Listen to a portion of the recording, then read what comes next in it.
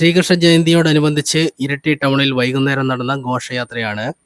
പെരുവമ്പറമ്പ്, മാടത്തിൽ, കീഴൂർക്കുന്ന് തുടങ്ങിയ സ്ഥലങ്ങളിൽ നിന്നുള്ള ഘോഷയാത്ര ഇരിട്ടി ടൗണിൽ സംഗമിച്ച് ടൗണിന്റെ ഹൃദയഭാഗത്തിലൂടെ കടന്ന് കീഴൂർ അമ്പലത്തിൽ സമാപിച്ചു.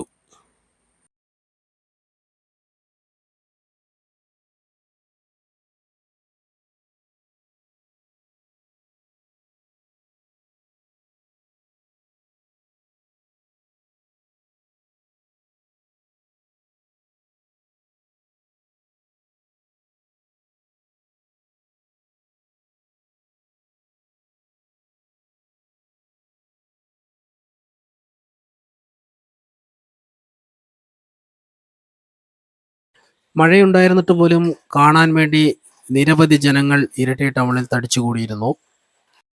മഴ പോലും വകവയ്ക്കാതെ നാടും നഗരവും സന്തോഷത്തോടുകൂടി ശ്രീകൃഷ്ണ ജയന്തി ആഘോഷിച്ചു.